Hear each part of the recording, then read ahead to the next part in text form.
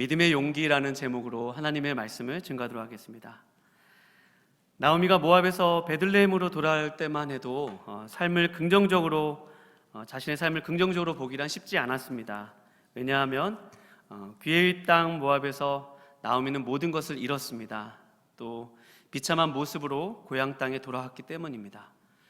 나오미가 삶의 희망을 갖기란 여간 쉽지 않습니다. 그러나 신실하신 하나님은 나오미와 룻과 함께 하셨고, 그분의 섭리로 룻은 엘레멜렉의 친족 보아스의 밭에서 양식을 얻게 됩니다. 보아스의 배려로 또 친절로 보리추수와 밀추수를 마칠 때까지 룻은 양식을 구할 수 있게 되었습니다.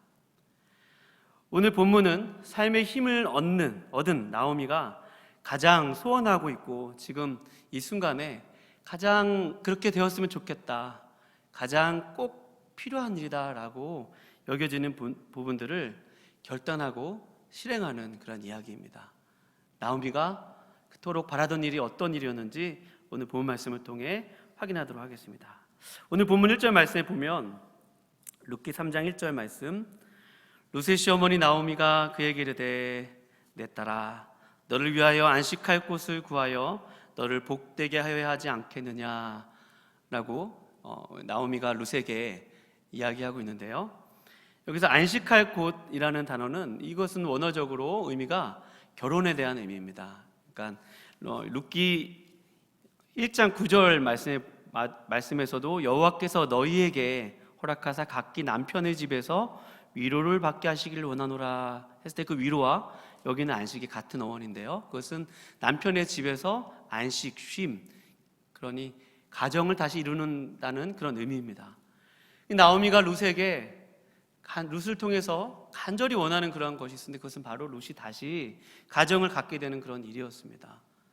처음에 이 나오미가 모압에서 고향 땅 베들레헴으로 출발할 때도 이왕이면 그 며느리들이 재혼했으면 그냥 친정으로 돌아가고 또 좋은 사람 만나서 재혼했으면 하는 마음이 있었지만, 오르반은 돌아갔고 또 룻은 어머니 나오미를 따라왔습니다. 그러니 따라온 룻이 나오미와 함께하면서 나오미가 룻을 볼 때마다 그 마음에 늘 룻이 걸렸던 것입니다. 저 아이가 좀 행복해야 되는데, 저 아이를 위해서 가정을 꾸려줘야 되는데, 그러나 그것이 현실이 녹록하지 않았습니다. 그래서 오늘 본문 말씀에 보면 나오미가 그토록 바라던 일은 바로 룻의 그런 결혼이었습니다. 근데 오늘 본 말씀 보면 좀 독특한 표현이 있습니다. 평범한 표현일 수도 있는데 1절 말씀에 보면 나오미를 표현하는데 나오미의 수식이 룻의 시어머니 나오미라고 표현되어 있습니다. 나오미가 당연히 룻의 시어머니죠 라고 질문을 던질 수도 있겠습니다만, 이 부분 3장 1절에서 처음으로 나오미를 룻의 시어머니라고 그렇게 표현하고 있습니다. 그러니까 룻의 시어머니 나오미가 그에게 이렇게 얘기한 거예요. 내 딸아 라고 하면서 이야기하고 있습니다. 며느리를 부르는데 내 딸아 그렇게 부르고 있어요. 여러분, 내 딸아라고 부르는 것은 그를 정말로 귀하게 여기고 정말로 그가 내 딸과 같이 소중한 존재이기 때문에 내 딸아 그렇게 부른 것이죠. 자신의 며느리 룻에게 결혼을 하라고 얘기하는 그 나오미가 왜 그렇게 결혼하라고 했을까요? 오늘 본 말씀에 보면 참 중요한 표현이 있는데, 그것은 너를 위하여 라는 말씀이 있습니다. 그리고 너를 복되게 하여야 하지 않겠느냐 라는 말씀이 있어요. 그러니 나오미가 룻을 결혼시켜서 뭔가 자신의 형편이 지금보다 낫기를 바라는 어떤 그런 의도와 목적에서 결혼시키는 것이 아니라, 철저하게 지금 나오미는 얘 룻이 잘 됐으면 좋겠다, 정말 룻이 행복했으면 좋겠다, 룻이 잘 되길 바라는 마음에 있습니다. 룻을 이용해서, 그렇잖아요, 룻이 결혼을 한다면 분명히 자신에게도 뭔가 이익이 있지 않겠습니까? 그런 이익을 바라고 얘기한 것이 아니라, 성경이 만약에 이익을 바랐다면 너를 위하여라는 단어를 그렇게 부각시켜서 표현하지 않았을 것입니다. 너를 위하여 안식할 것을 구하고 싶다, 그리고 너를 복되게 하고 싶다라고 하면서 철저하게 나오미가 룻을 결혼시키려고 하는 이유는 룻을 행복하게 하기 위함입니다. 그래서 결혼을 시키고 싶었던 거예요. 너를 복되게 하지 않겠느냐라고 하면서 그 말을 그냥 복되게 하지 않겠느냐라는 그러한 의문 부정을 표현을 통해서 강조하고 있는 것입니다. 난 너가 복 받았으면 좋겠어. 너가 잘 되었으면 좋겠어. 너가 행복했으면 좋겠어. 라고 표현하고 있습니다. 그렇습니다, 여러분. 예수 믿는 사람들이요, 좋은 믿음을 가졌다는 것은 무엇으로 알 수 있어요? 그것은 상대방을 존재로 귀하게 여기는 것입니다. 따라해 볼까요? 존재로 여긴다. 누군가를 존재로 여기는 것입니다. 그럼 존재로 여긴다는 말의 반대말은 무엇일까요? 그것은 수단으로 여긴다는 말입니다. 여러분, 우리가 누군가와 관계를 맺을 때 왜 상처받아요? 저 사람이 나를 만나는 목적이 뭔가 의도가 있었네? 뭔가 다른 생각이 있었네? 계획이 있었네? 그러면 상처받아요. 그런데 그것이 아니라 저 사람은 나를 정말로 그냥 좋아해. 저 사람은 나를 그냥 있는 모습 그대로 나를 가까이 하고 있어 라는 마음이 들면 신뢰가 가죠. 그것이 바로 예수 믿는 사람들, 예수를 잘 믿는, 예수님을 잘 믿으면 나오는 그런 성품입니다. 룻기 이면에 도도히 흐르는 그런 정신이 있다면 그것은 이네 헤세드라는 단어인데요, 이것이 룻과 나오미와 또 룻과 보아스의 대화를 통해서, 여러 대화들 통해서 그 이네와 헤세드가 아주 그 밑에 이렇게 흐르고 있는데요, 이 나오미가 룻을 축복하는 이 장면, 내가 너가 정말로 잘 됐으면 좋겠다라고 하는 이 장면을 통해서 우리는 또 이네와 헤세드를 그 속에서 느낄 수가 있습니다.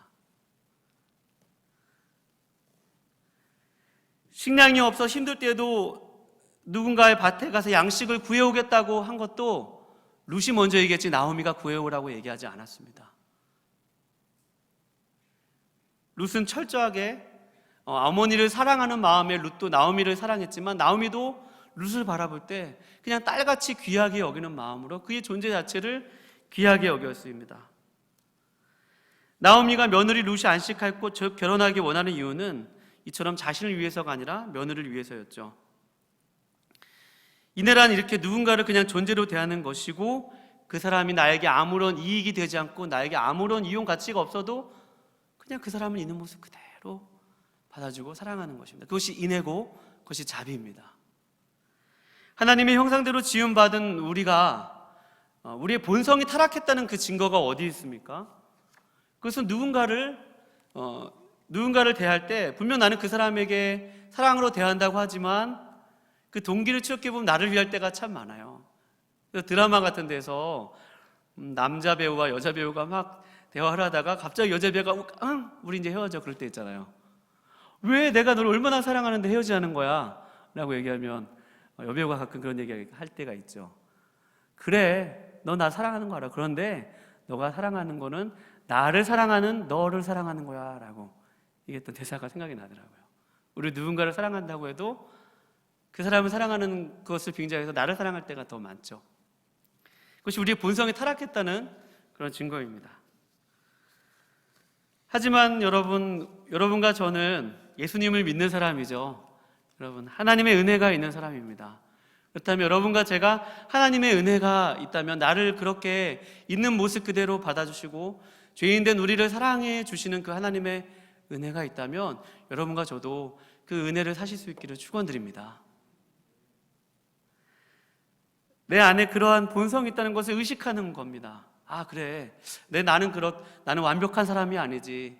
내 사랑은 부족해. 내 사랑은 언제든지 이기적으로 흐를 수가 있어 라는 그런 조금만 깨어있는 생각만 있다면, 여러분, 우리가 누군가를 대할 때 얼마든지 우리의 본성은 왜곡되어져 있고 비틀어져 있고 얼마든지 잘못된 방향으로 흐를 수 있는 그런 경향이 있지만, 그러나 여러분, 우리 안에 하나님의 은혜가 있기 때문에 그 은혜를 의지하여서 하나님, 내가 진짜로 사랑할 수 있는 사람이 되게 해주세요. 내가 하나님의 은혜를 의지해서 하나님의 사랑으로 누군가를 사랑할 수 있게 해주세요.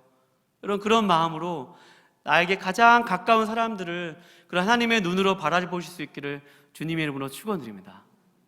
그것이 인애요, 그것이 헤세드입니다. 이 룻기서에 도도히 흐르고 있는 그런 인애와 헤세드입니다. 그런 사랑이 있을 때 가슴에서 열정이 나와요. 누군가를 사랑해야지 우리 안에서 사랑이, 열정도 식어지지 아니하고 생각도 창조적으로 바뀌고 우리 안에서 그런 사랑을 통해서 믿음도 생겨나고 그런 사랑을 통해서 우리 삶 속에 에너지도 생겨나는 것을 봅니다. 나오미는 계속해서 룻에게 구체적으로 어떻게 해야 할지 알려줍니다. 우리 오늘 한 절 한 절 오늘은 좀 보려고 하는데요. 2절 말씀 보면 내가 함께하던 하녀들을 둔 보아스는 우리의 친족이 아느냐. 보라, 그가 오늘 밤에 타작 마당에서 보리를 까불리라 라는 단어가 있습니다. 라고 얘기했습니다. 나오미가 룻에게 안식할 곳으로 지목해 준 사람은 다름 아닌 보아스였습니다. 너를 복되게 해줄 사람을 구해야 하지 않겠니? 그런데 말이야 라고 얘기하면서 너가 소녀들과 함께 있으면서 밭에서 그 양식을 구했잖아. 그 소녀들을 거느린 사람은 우리의 친족 보아스란다. 그러니까 우리의 친족 보아스, 그러니까 말에 뉘앙스가 있잖아요. 야, 너 당장 보아스 만나, 이렇게 강압적으로 얘기하는 것이 아니라 잘 들어봐, 내 말 들어봐. 난 너가 잘 됐으면 좋겠고 너가 복 받았으면 좋겠는데 말이야. 그런데 말이야, 너가 밭에서 그렇게 이삭을 줍고 너와 함께 있었던 그 소녀들을 거느린 남자가 우리의 친족이다. 그런 뉘앙스로 좀 여인의 감성인 게 맞죠. 남자들 같으면 직설적으로 얘기할 텐데 그러니까 시어머니가 며느리를 대할 때 그렇게 그 사람은 우리의 친족이야 라고 하면서 이렇게 마음을 조금씩 여는 것으로 또 설득하고 있는 모습을 봅니다. 그 사람은 보아스야, 우리의 친족이라고 이야기합니다. 그러면서 나오미가 이야기하는 거예요. 만약에 우리의 친족이 아니라 이 표현을 우리의 기업 물을 자야 라고 표현했다면 어떻게 했을까요? 마치 이 나오미가 그는 우리의 기업 물을 자야 라고 한다면 나오미는 마치 며느리를 통해서 자신의 계대를 잇고자 그런 마음이 계획이 있는 그런 계획을 똘똘 뭉친 시어머니가 될 것이에요. 근데 그렇지 않았어요. 우리의 친족이라고 그냥 표현을 했습니다. 앞에 문맥에서 너가 정말 잘 됐으면 좋겠다, 난 너를 축복해 라고 얘기하면서 그가 우리의 친족이야 라고 얘기하는 것은 그가 기업 물을지 안 물을지 모르는 상황에서 그는 그냥 우리의 친족이야 라고 이렇게 하나의 가능성을 설명하면서 그를 이렇게 내세우는 것은 나는 너가 정말 저 사람과 잘 됐으면 좋겠다. 여러분, 저는 아직 제 아들을 결혼시켜 보지 못했지만 여러분, 딸 가진 부모님들 또 아들 가진 부모님들 혼사할 때 정말 기도 많이 하시죠. 여러분, 자녀를 아무에게나 결혼시키는 부모는 아무도 없습니다. 정말 자녀의 행복과 미래를 위해서 정말 내 딸이라면 내 아들이라면 정말 이런 배우자를 만났으면 좋겠다라고 하는 그런 정말 본성적인 사랑, 정말 간절한 소망과 그런 마음이 있어요. 이 나오미가 룻이 정말 보아스를 만나서 행복했으면 좋겠다. 저 사람을 만난다면 저 사람이라면 우리 며느리를, 내 딸과 같은 며느리를 행복하게 해줄 수 있을 거야 라는 그런 믿음이 있었습니다. 그래서 지금 보아스를 이야기하고 있는 것입니다. 그가 여태껏 가난한 자신들을 돌보아주고 호의를 베풀어 준 것을 보면 정말 하나님을 사랑하는 사람임을 알 수 있어. 그의 신앙을 엿볼 수 있어. 그를 이해할 수 있어 라고 생각했습니다. 아마 나오미는 이 사실을 모르고 있었을 텐데요. 성경 전체를 보면 보아스가 또 이 룻을 볼 때 그렇게 잘해줄 수밖에 없었던 그러한 아주 심리적인 요인들이 있습니다. 여러분, 이렇게 한 장만 넘겨보시면 여러분 오늘 본문 말씀에 이 부분은 오늘 설교 시간에 한번 언급을 하고 하면 여러분들이 좀 더 본문 말씀 잘 이해가 될 것 같아요. 4장 20절 말씀에 보면 이런 말씀이 있습니다. 암미나답은 나손을 낳고 나손은 살몬을 낳고 살몬은 보아스를 낳았고 보아스는 오벳을 낳았고 라고 이야기하고 있습니다. 그러니 이 보면 살몬이 보아스의 아버지입니다. 그런데 마태복음 1장으로 가보시면 그건 예수님의 계보가 나오는데 1장 5절 말씀에 보면 이런 말씀이 있어요. 살몬은 라합에게서 보아스를 낳고, 이런 말씀이 있습니다. 보아스는 루색에서 오벳을 낳고, 오벳은 이셋을 낳고. 그러니까 예수님의 계보에, 예수님의 족보에 보아스의 이름이 들어가는데 보아스의 아버지가 살몬입니다. 살몬의 아내는 라합이에요. 근데 많은 학자들이 얘기하기에 이 라합은 여러분과 제가 너무나 잘 알고 있는 기생 라합입니다. 여리고 사람, 여리고에 있었던 기생 라합, 이방인이었습니다. 그러니 보아스의 혈통은 혼혈 족속이에요. 그러니까 보아스는 유대인이었지만, 이스라엘 사람이었지만 혈통적으로는 그런 약간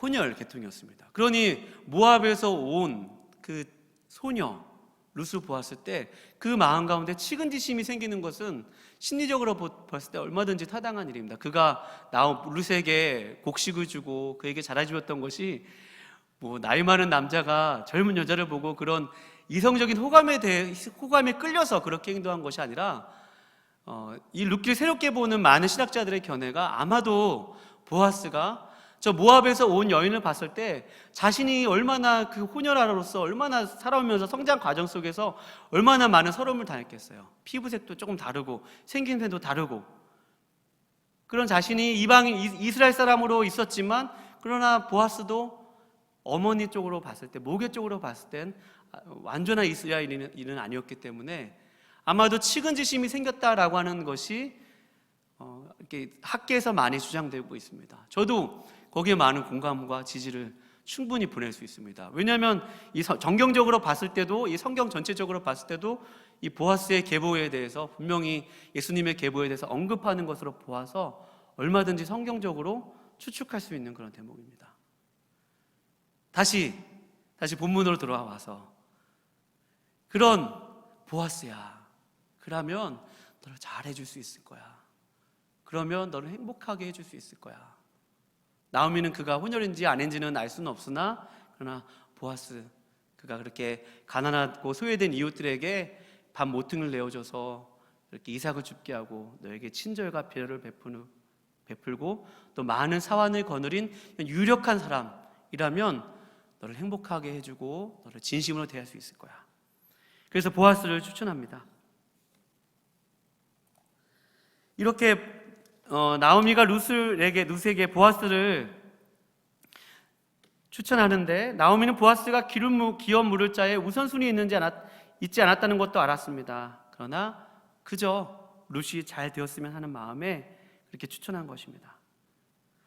그래서 나오미는 계속적으로 구체적으로 또 지혜롭게 이를 성사시키려 하고 있습니다. 그래서 오늘 본 말씀 2절 하반부에 보면 그가 오늘 밤에 타작마당에서 보리를 까불리라 라고 말씀하고 있습니다. 타작마당에서 보리를 까분다, 사람이 까분다 그런 표현이 아니고요. 그러니까 타작마당에서 보리를 타작한다는 그런 표현입니다. 까분다는 말은, 그러니까 보리를 타작마당에서 타작마당에서 보리를 이렇게 타작을 하는데 밤에 타작을 한대요. 지리적으로 베들레헴은 좀 고지대에 있습니다. 그러니 고지대라면 낮 동안에는 굉장히 햇볕이 따갑고 밤에는 좀 선선합니다. 그리고 기류가 올라가기 때문에 그 기류가 올라간 저기압을 타서 바람이 이렇게 선선하게 그곳을 메꿔서 그 고지대에 있는 사람들이 일을 할 때는 조금 어수룩할 때 일을 많이 합니다. 우리나라에서도 농사를 지을 때 농사 짓는 분들 보면 새벽 3시, 4시에 일어나서 새벽에 일을 하지 않습니까? 그래서 해가 뜨기 전에 모든 일을 마치고 아침을 먹고 낮에는 이제 낮잠을 주무시기도 하고, 농사들 일을 보통 그렇게 하잖아요. 마찬가지로 본문 말씀에 보면 밤에 타작마당에서 보리를 까불리라 라고 했을 때 밤이라는 의미는 그렇게 지형적으로 그런 의미도 있습니다. 그런데 나오미가 참 지혜로웠던 것 같아요. 정말 룻이 정말 그 사람을 만나기 원하니까 보아스가 밤에 타작한다는 얘기를 듣고 이 밤을 잘 활용해야겠다는 그런 지혜가 생깁니다. 그래, 이 일을 성사시키려면 정말로 신중해야겠다. 여러분, 대낮에 이런 일이 일어난다면 어떻겠어요? 많은 오해 소지가 있고 이 일을 추진함에 있어서 정말 조용하게 지혜롭게 해야 되는데, 이 일을 마음은 있고 순수한 마음은 있는데 지혜롭지 못하면 우리의 순수한 마음이 잘 전달되지 않는 경우가 많습니다. 한 예로 그 선교단체를 비난하기 위해서 이런 말씀을 드리는 것이 아닌데, 어떤 선교단체에서 무슬림 지역에 선교를 하는데 평화 행진을 했습니다. 굉장히 강성한 지역에 무슬림 땅에 들어가서 평화 행진을 했어요. Back to 예루살렘이라는 그 슬로건 아래 평화 행진을 하고, 거기에서는 그렇게 선교를 하면 안 되는데 아주 강성인 무슬림 땅 안에서 많은 그리스도인들이 자기가 그리스도인임을 밝히고 막 행진을 했습니다. 그 행진하는 그 사람들은 믿음은 정말 대단하고 순수하고 막 칭찬해주고 싶어요. 그런데 방법 자체는 지혜롭지 못했다는 것은 많은 선교학자들이 하나같이 입을 모으는 얘기입니다. 글들로 인해서 그 현지에서 사역을 하고 계시는 선교사님들에게 얼마나 많은 힘든 일이 이루어지는지 모릅니다. 중국에서도 좀 비슷한 일이 있었고요. 근데 여러분, 예수님께서 제자들을 그 선교지에 파송할 때 너희가 비둘기같이 뭐라고 그래요? 순결하고 뱀같이 지혜로워라 라는 말씀하죠. 너희가 선한 데는 지혜롭고 악한 데는 미련하라. 그러니까 우리의 마음 가운데 정말 선한 동기가 있고 그 마음 가운데 순수한 마음이 있다면 그 순수한 것을 펼쳐나가는 데에는 지혜가 필요합니다. 그러니 밤이라는 시간을 사용한 것입니다. 밤에 타작마당에 가서 그 일을 행하려고 합니다. 그리고 계속해서 말씀을 볼게요. 3절 말씀에 보면, 그런즉 너는 목욕하고 기름을 바르고 의복을 입고 타작마당에 내려가서 라고 이야기했죠. 이 룻기 말씀이 해석이 참 다양합니다. 해석이 다양한 이유는 이렇게 쓰여져 있기 때문입니다. 여기를 그냥 이런 부분을 딱 빼고 그냥 신앙적인 얘기로 잘 얘기하면 설교자인 저도 설교하기 참 편할 것 같아요. 그런데 목욕을 해라, 그리고 기름을 바르라, 그리고 의복을 입어라 라고 하면서 표현하고 있습니다. 이 말에 대해서 어떤 사람들은 어떤 좀 너무 인간적으로 나간 그런 그런 학자들은 이것은 정말로 인간적인 매력을 끌기 위해서 그렇게 한 것이다 라고 해석하는 사람도 있고, 또 다른 사람들은 여러 가지 영적인 의미를 부여해서 그것을 나름대로 해석으로 의미를 하고 있지만, 당시 사회 속에서, 당시 문화 속에서 이게 성경에 기록된 것이니까 성경의 다른 부분에서 이러한 표현이 있는지 찾아본 주석가들이 이런 말씀을 전했습니다. 사무엘하 12장 20절 말씀 보면, 사무엘하 12장 20절 말씀에 보면 이런 말씀이 있습니다. 다윗이 땅에서 일어나 몸을 씻고 기름을 바르고 의복을 갈아입고, 똑같죠? 몸을 씻고 기름을 바르고 의복을 갈아입었다. 그 주체가 다윗인데요. 그리고 여호와의 전에 들어가서 경배하고 왕궁으로 돌아와 명령하여 음식을 그 앞에 차리게 하고 먹은지라. 그러니 다윗이 일어나 몸을 씻고 기름을 바르고 의복을 갈아입은 후에 그가 한 일은 예배하는 일이었고, 그 다음에 그 앞에 음식을 차려서 먹은 일이었습니다. 그러니까 일상을 재개하였다는 의미입니다.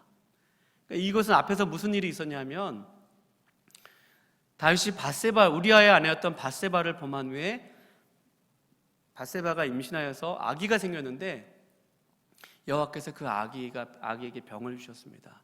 그래서 아기가 정말 죽게 되었습니다. 다윗이 정말로 애통하면서 그가 금식하면서 기도를 하였던 것입니다. 그런데 그 아기가 결국에는 죽었다는 말을 듣습니다. 그랬더니 오늘 다윗이 사무엘하 12장 20절 말씀에 땅에서 일어나서 몸을 씻었다, 그리고 기름을 바랐다, 그 의복을 갈아입었다고 합니다. 그 말은 무슨 말이냐면 애도의 기간이 끝났다는 말입니다. 의복을 갈아입었다는 말은 그가 애도의 기간이 끝났고 다시 일상으로 돌아왔다는 의미입니다. 어떻게 하겠어, 이제 하나님께서 그렇게 정하셨는데 라고 하면서 다윗이 일상으로 돌아왔습니다.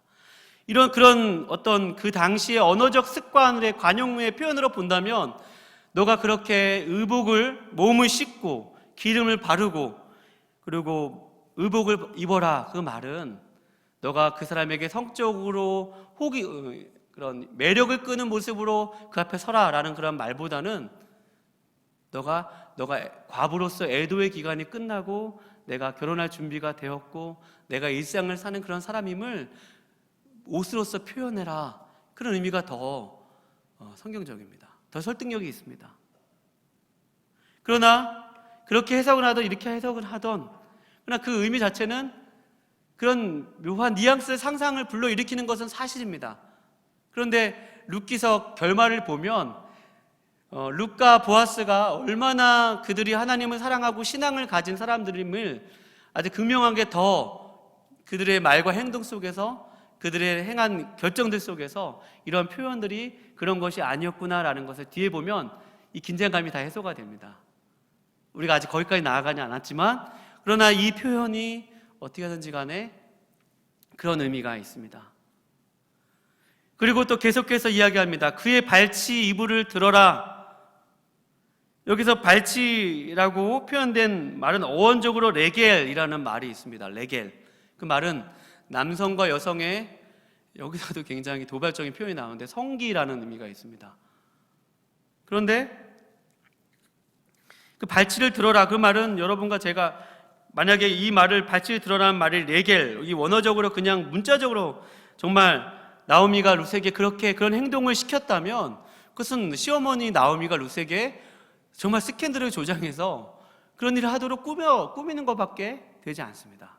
그런데 원어에서 보면 마르겔로트라는 단어로 표현되어 있습니다. 그것과는 좀 다른 그냥 발치, 그러니까 우리가 생각하는 그런 하반신, 하체를 그냥 있는 발을 들어서 발치 이불에서 그 이불을 들고 네가 그 발끝에 누워라 라고 이렇게 표현되어 있습니다. 그러나 이 표현 자체도 읽는 사람에 따라 여러 가지 상상력을 불러일으킬 수 있는 그런 모호한 표현입니다. 그런데 이건 역시 룻기의 이 부분이 어떻게 결말이 이루어지는가를 보면 더 그것이 극명하게 알 수 있는 부분입니다. 룻과 보아스가 율법의 기본 원칙과 헤세드의 정신으로 그들이 어떻게 그 만남과 일처리 하는 것을 보면 지금 여러분과 제가 보고 있는 목욕해라, 기름을 바라라, 의복을 입어라, 또 발치를 들고 그의 곁에 누워라는 표현이 단순히 그런 이성적인 매력으로 다가가라 그런 것이 아님을 뒤에서 보면 알 수가 있어요. 근데 여기서는 그냥 독자들이 읽을 때 그런 긴장감이 고조되는 것은 사실입니다. 부인할 수가 없어요.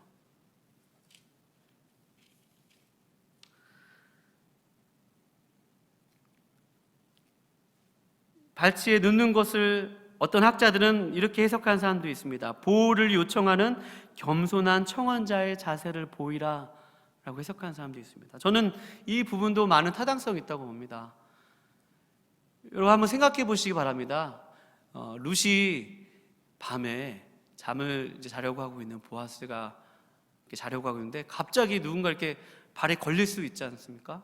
발에 걸리는데 그가 누워있는 그런 모습을 보면 놀라서 이렇게 깼는데 그가 누워있다면 경계심부터 이렇게 풀 것입니다. 마음이 누워있다면 그 누워있는 자세가 얼마나 겸손해요. 이게 문학적으로 보면 룻의 모습은 원래 이삭주는 허리를 숙이고 이삭주는 여인의 모습으로 표현되어 있습니다. 보아스의 밭에서 이삭을 줍고 땀 흘리는 그런 룻의 모습이 한 그림으로 그려지는데 이 보아스의 그런 타작마당에 이제 누워있는 그 룻의 모습을 보면 그가 얼마나 겸손하게 보아스에게 자신을 보호해달라고 정말 진정성 있게 요청하는 그러한 것을 나오미가 계획을 하고 있습니다. 이 누라는 말도 성적으로 할 수도 있겠지만 이 부분만을 보면 그러나 끝에 부분을 보면 그렇지는 않습니다. 학자들이 이 전체를 보거나 학자들도 이것은 겸손한 그러한 표현이다. 저도 거기에 한 표를 던집니다. 이렇게 나오미는 룻에게 이런 정말 적극적이고 치밀한 계획을 세웁니다.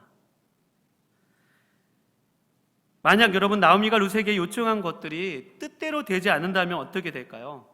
뜻대로 되지 않는다면 룻이 미리 몰래 보아스가 음식을 먹기까지 다 기다리라고 했는데 아까 제가 설명을 드리지 않았습니다만 이제 나오미가 룻에게 그가 타작을 다 하고 음식을 다 먹기까지 기다리라고 하거든요. 그 말은 음식을 먹고 다 기다리면 그의 마음이 흡족하잖아요. 그 흡족한 상태에서 얘기하라고 하는 건데 그 중간에 발견된다든지 그리고 누군가의 눈에 띈다든지 여러 과정들이 있습니다. 그리고 실제로 발치에 누워서 결혼하자고 요청했는데 보아스가 그 말을 거절한다든지 계획대로 되지 않으면 어떻게 해야? 얼마나 그 상황 자체가 힘든 상황이에요. 그러니 이렇게 계획을 세우고 또 치밀하게 요청하는 그 나오미가 정말로 큰 모험을 가지고 용기를 가지고 이 일을 하는 것을, 계획을 세우는 것을 볼 수 있습니다. 정말 용기가 필요한 부분이죠. 단순히 남녀 간의 애정을 조장해서 한다고 될 문제가 아닙니다. 그가 친족이었기 때문에 기업 물을 자이기 때문에 일이 성사될 것이라는 그런 확신에 차서 그렇게 한 것도 아닙니다. 얼마든지 일이 다른 쪽으로 흘러갈 수 있는 가능성이 있어요. 딱 50%예요. 딱 50%입니다. 뭐 아니면 돕니다. 네, 여러분, 제가 오늘 설교의 제목을 따라해 보겠습니다. 믿음의 용기. 믿음의 용기. 믿음의 용기라고 정한 이유는 오늘 본 말씀 속에서 하나님에 대한 언급은 한마디도 없어요. 에스더서에도 그런 표현이 있잖아요. 에스더에도 내가 죽으면 죽으리라 라는 표현이 있지만 거기는 하나님에 대한 표현이 없듯이 오늘 이 본 말씀이 어떻게 보면 룻기서의 절정과도 같은 부분이거든요. 드라마로 치면 정말로 절정과도 같은 부분인데 여기 하나님이라는 단어는 한마디도 없어요. 철저하게 그냥 인간적으로 그냥 결단하고 결정하고 나아가는 것 같은데 하나님이라는 단어 한마디도 없습니다. 근데 제가 여기에서 감히 믿음의 용기라고 설교 제목을 붙은 이유는 나오미가 이런 계획을 세우고 이런 행동을 했던 이유가 그가 하나님을 만났기 때문입니다.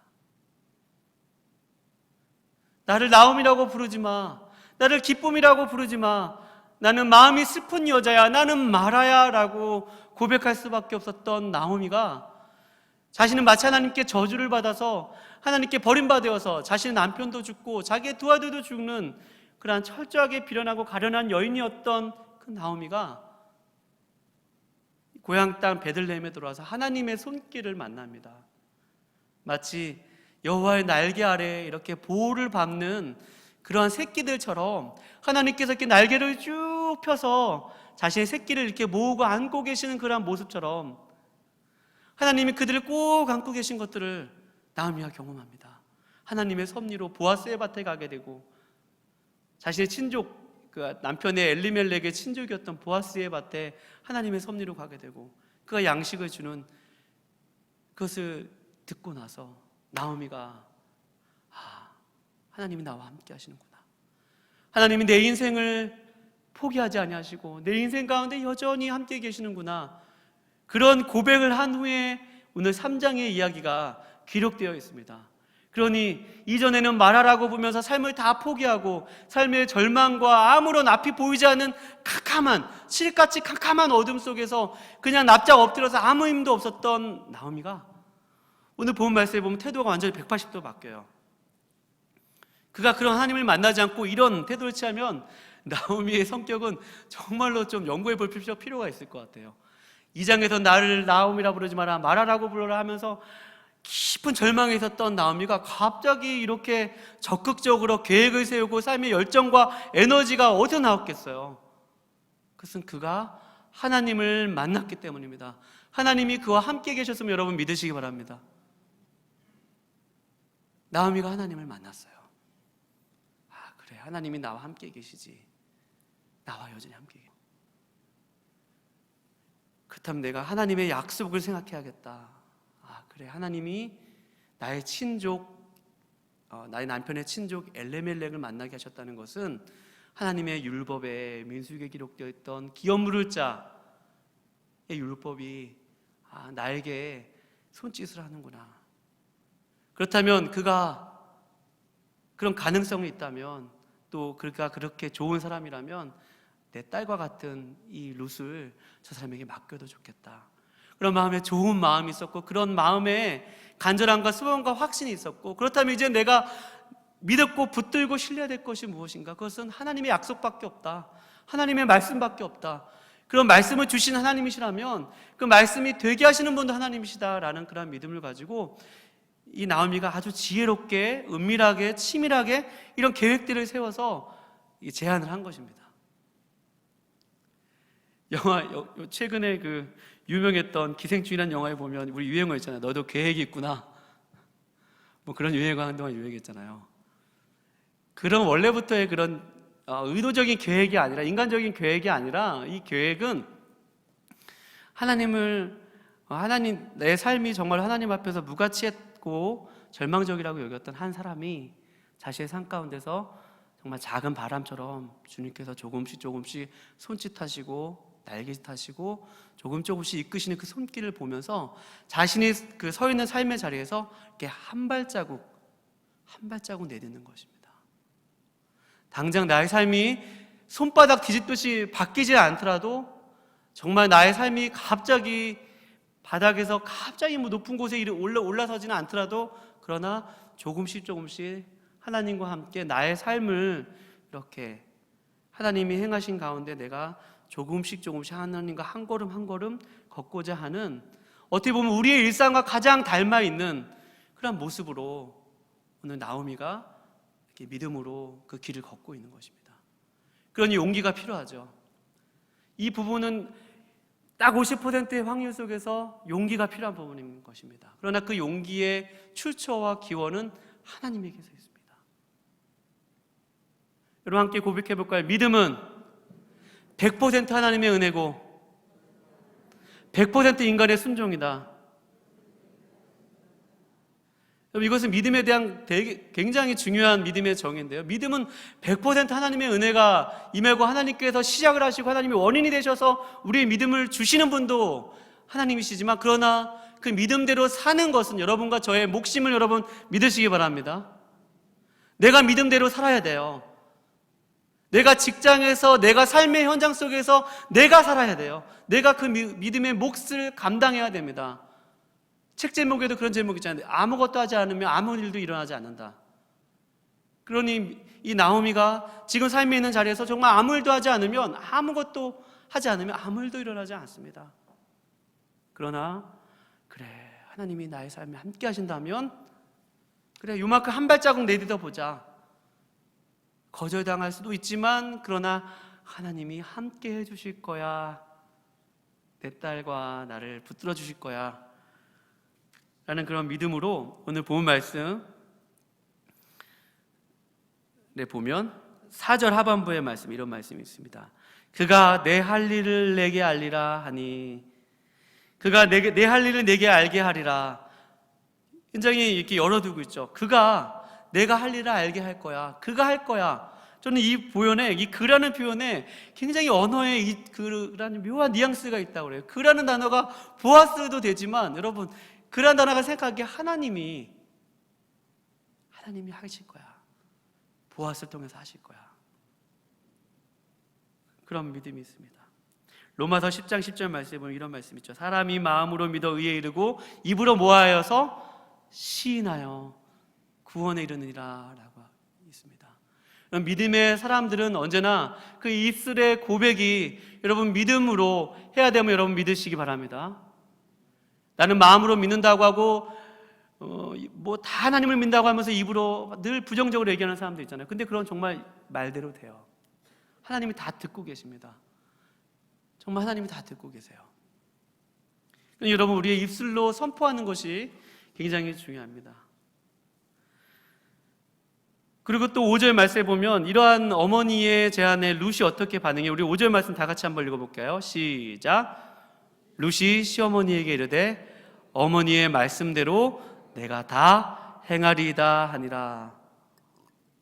아멘. 여러분 이 부분은 참 성경이 이렇게 묘한 부분이 뭐냐면, 룻이 예수님의 족보 안에 들어가잖아요. 예수님의 그 족보의 조상 안에 들어가는데 마리아, 예수님의 어머니였던 마리아도 그런 말이에요. 주의 말씀대로 이루어지기 원하나이다. 그런 비슷한 표현을 합니다. 여인의 고백이 비슷해요. 내가 주의 말씀대로 그러니까 내가 내 안에 믿는 뱃속에 있는 아기는 성령으로 잉태된 거야 라고 주의 천사가 얘기했을 때, 너의 안에 데려오기를 무서워하지 마라라는 말을 들었을 때 주의 말씀대로 되기를 원하나이다. 그런 믿음의 고백을 비슷하게 합니다. 어쨌든 그것은 신약에 있었던 일이지만 이 룻도 시어머니에게 어머니의 말씀대로 내가 다 행하리다 라는 표현하면서 어머니의 말씀에 내가 순종하겠다고 합니다. 룻도 나오미와 같이 용기 있는 결단을 하죠. 여러분, 타작마당에 가야 할 그러한 소녀 룻의 입장에서도 한번 생각을 해보면 굉장히 많은 용기가 필요합니다. 용기가 필요해요.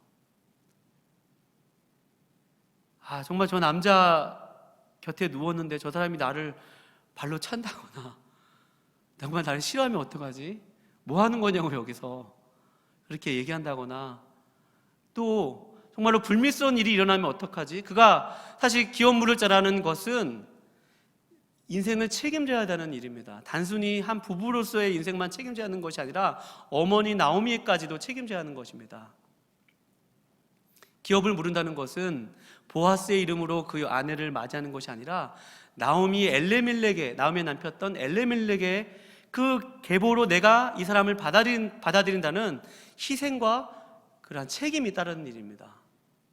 그러니 그 일이 성사되지 않으면 참 이 룻도 생각해 봤을 때 보통 이만저만 그 마음 가운데 여러 가지 마음이 들 것입니다. 그러나 룻도 여태까지 자신의 인생을 여기까지 인도하신 그 하나님이라면 우연히 그 밭에 갔지만 그 밭이 하나님의 그런 섭리로 보아스의 밭에 갔던 것처럼 하나님이 여태까지 나의 인생을 함께 하셨다면, 그래, 하나님께서 이 일들 가운데서 나와 함께 하실 거야 라는 그런 믿음으로, 또 하나님께서 그런 말씀을 주셨으니까 그 말씀대로 내 삶 가운데서 이루어지게 하실 거야 라는 그런 용기로, 믿음의 용기로 어머니의 말씀에 순종하겠다고 한 것입니다.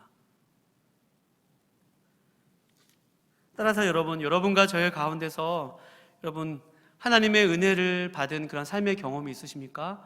그러면 지금 나의 삶 가운데서 한 발자국 믿음의 용기를 내어서 하나님의 뜻이 분명하다면, 하나님의 말씀이 분명하고 그것이 하나님이 원하시는 일이 분명하게 분별이 된다면, 여러분 그것이 모험 같은 일이라도 여러분 그것에 순종하여서 한 발자국 내디딜 수 있기를 주님의 이름으로 축원드립니다. 여러분, 현실이 아무리 암울하게 느껴져도 나의 삶 가운데 절망과 벽을 느낄지라도, 여러분 오늘 성경은 우리에게 이렇게 길이 있다고, 분명히 길이 있다고 이야기합니다. 주의 말씀은 내 발의 길이요 내 발의 등이요 내 길의 빛이니이다 라고 했던 시편 119편의 말씀처럼, 여러분 주의 말씀은 내 발의 등이에요. 내 길의 빛입니다. 여러분 그 말씀을 따라가면, 그 말씀을 통해서 하나님이 나의 삶 가운데서 이루어질 것들을 생각하면 용기도 생겨날 것입니다. 그 말씀을 지키기 위한 일이라면 창의적으로 생각하고 우리 마음 가운데 열정도 생기고 그 일을 이루기 위해서 지혜도 필요할 때라면 지혜도 주실 것입니다.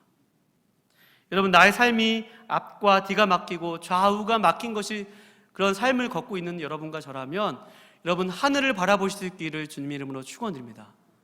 하늘에서 내려오시는 그 말씀, 하나님의 언약, 그 약속을 붙든다면 우리 가운데 용기를 주시고 이 삶의 문제 가운데 길을 내어주시고 그 길 가운데서 우리의 삶을 인도하시는 그 하나님의 그 인도하심의 손길을 경험하실 수 있기를 거룩하신 주님의 이름으로 축원드립니다. 기도하시겠습니다.